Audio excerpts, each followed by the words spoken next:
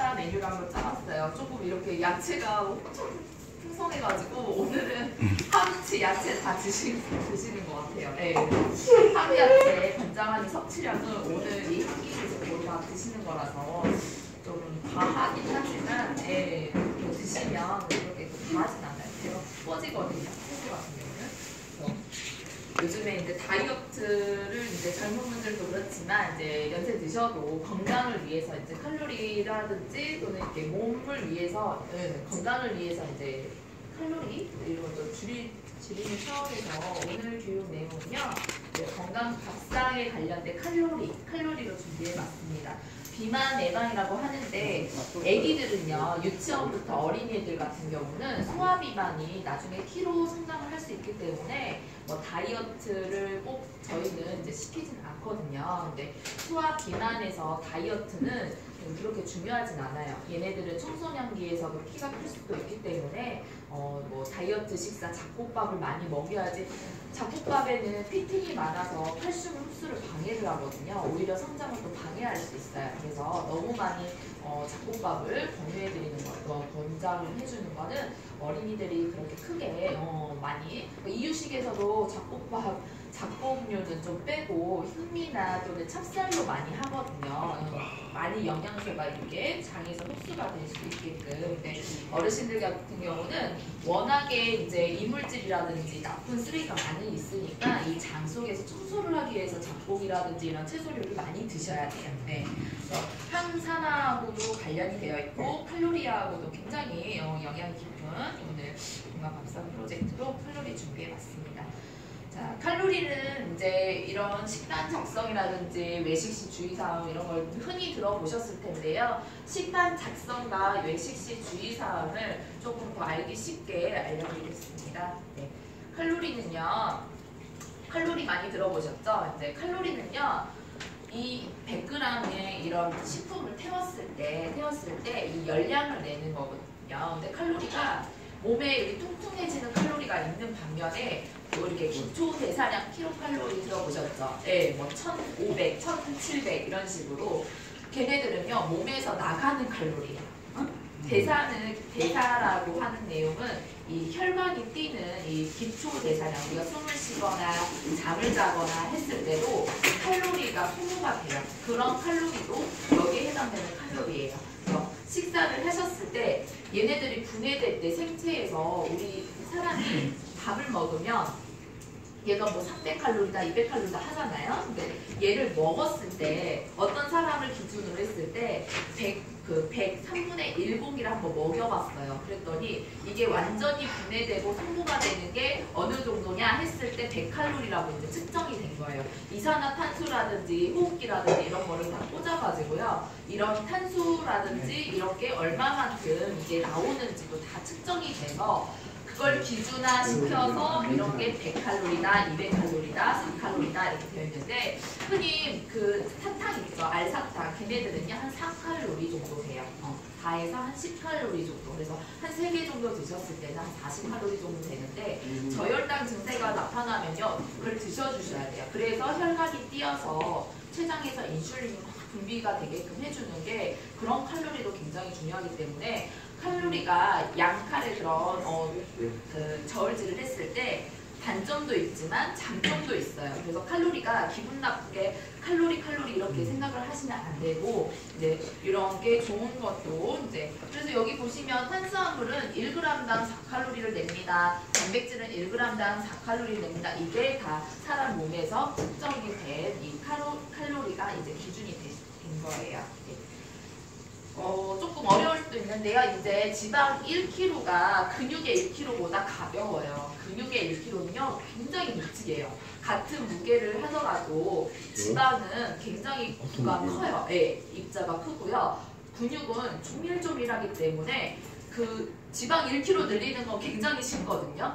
하루에 500칼로리씩 이제 2주간 먹었을 때 한 1kg 정도가 금방 쪄요. 커피 믹스가 한 잔에 65칼로리 정도 되고요. 걔를 한 한 5잔 정도 드셨을 때는 65에서 5를 곱해보자. 한 300에서 한 400칼로리 되잖아요. 그러니까 믹스 커피나 또는 간식을 드셨을 때 초코하임 같은 과자 하나가 180칼로리 정도 돼요. 초코파이도 하나에. 걔를 2개 정도 까서 드시면 하루에 500칼로리씩, 일주일이면 0.5kg 정도 증량이 되고요.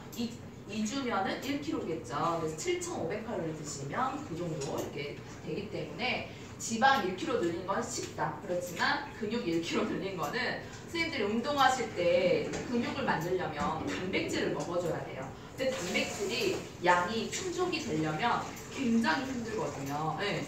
우리 여기 뒤에서 이제 보실 건데 체중 증가는 이제 앞에서 다 설명드렸어요. 이런 있는데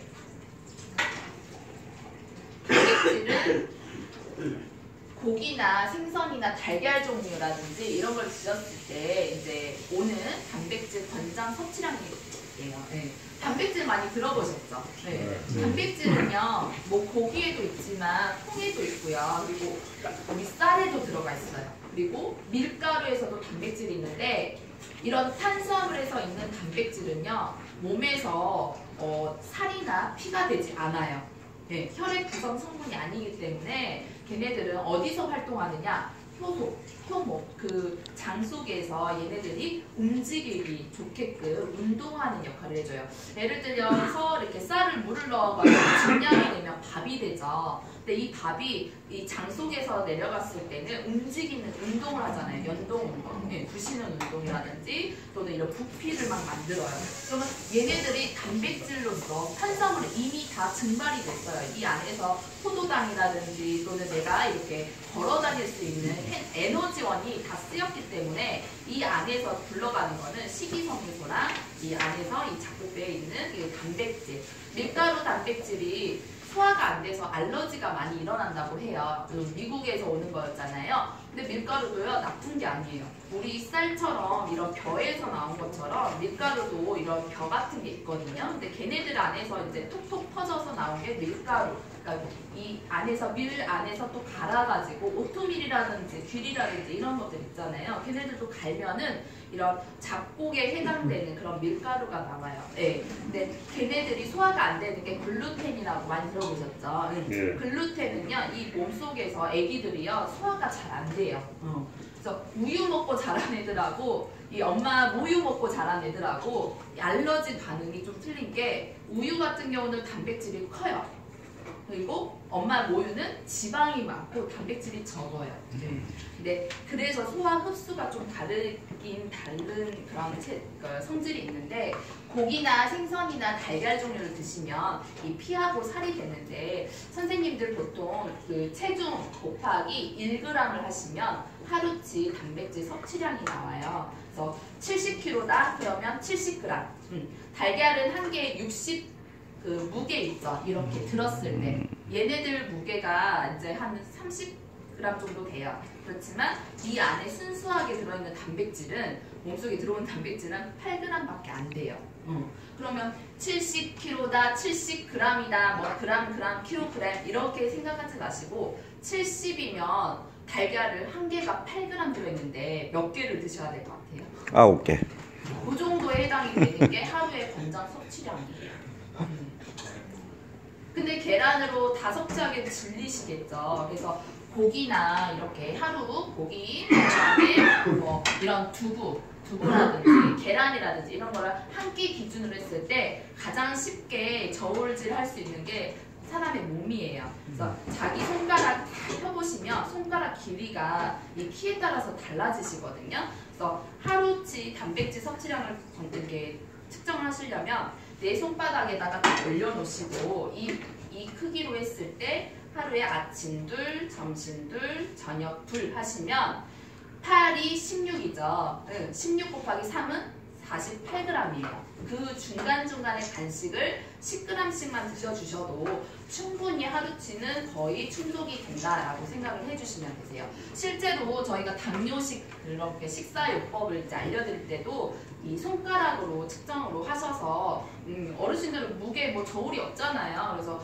손가락으로 측정하셔서 하는데 순수하게 쌀에 있는 단백질, 그 다음에 이런 그 채소에 있는 단백질, 표고버섯이라든지 이런 단백질은 다 빼고 육류군으로 했을 때 단백질을 섭취를 해주셔야 된다는 거. 그래서 이런 단백질 잘 섭취해 주시면 채소류는 쉽게 배가 고파요. 그럴 수밖에 없어요. 얘네들은 다 아까 나가는 칼로리.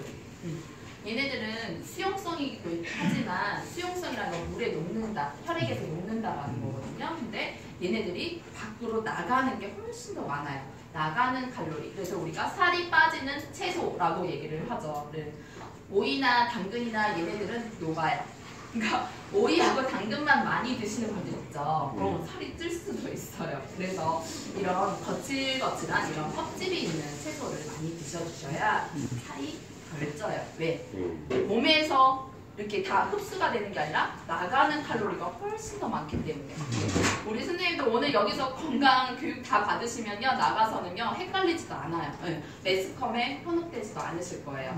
매스컴에서 살이 빠지는 해독 주스다, 살이 빠지는 뭐 요즘에 아로니아 뭐 이렇게 건강기능식품에 현혹되실 필요가 없어요. 왜? 개념만 아시면 되거든요. 아, 껍질이 있어. 내 몸에 흡수가 잘 안 돼. 그럼 이걸 좀 내가 기름진 걸 음식을 많이 먹었을 때는 좀 더 먹자. 이렇게 생각해 주시면 이 살이 다이어트가 괜히 뭐 따로 식단은 없어요. 섭취량을 늘리냐 줄이냐 이렇게 생각을 해주시면 되시는 거거든요. 이런 식단표 같은 것도 많이 보셨을 텐데 그 식품 교환표라고 있어요. 식품 교환표랑 성인 식사 구성원이랑은 틀려요. 네. 이거는 일반 사람들이 이제 드시는 거를 이제 저희가 식단으로 해드리는 건데, 식품 교환표라고 해서 이제 병원 같은 데 가시면 당뇨식 교육하실 때는 식품 교환표를 많이 써요. 이게 1단이냐 2단이냐 하는데 그게 작게 이제 분량을 나눠 놓은 거거든요. 3분의 1공기는 뭐 1단위 100칼로리 이런 식으로. 근데 일반 사람들 기준으로 했을 때는 이렇게만 쉽게 그냥 밥 한 공기는 300칼로리다 이렇게 생각하시면 되세요. 네. 이제 뭐 사는데 의미가 뭐 이렇게 먹는 칼로리라든지 이런 거에 뭐가 중요하겠어요 라고 하시지만 이 혈압이 있거나 질환이 있을 때는요 굉장히 중요해요, 식단이. 네. 그리고 다이어트도요 운동은 20%, 식이는 80%예요. 그러니까 식이가 없이 운동한다는 거는 있을 수가 없는 거예요. 네.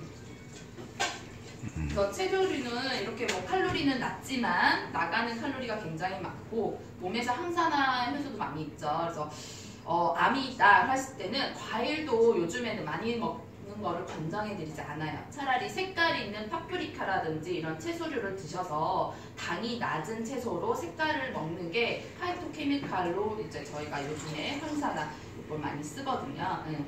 우유 같은 것도 요즘에도 이제 우유도 치즈라든지 이런 게 이제 항생제를 많이 먹이잖아요. 그러니까 무항생제 우유를 좀 드시면 더 좋을 것 같고요. 이 안에서 이제 LDL 수치라든지 이런 거 많이 올릴 수도 있는데 그런 식사를 이제 뭐 가려서 하는 것보다는 어느 것에 집중하느냐를 따라서 선생님이 고르시면 되세요. 우유에 있는 칼슘을 많이 드실 거냐? 그럼 우유를 드시면 되시고, 나는 지방을 먹지 않고 칼슘을 먹을 거다 하시면 이제 미역이나 다시마 쪽으로 선택을 하셔서 깨끗하게 드시면 되시고. 그래서 오늘 중요한 포인트는 하나만 듣고 가시면 되세요. 네.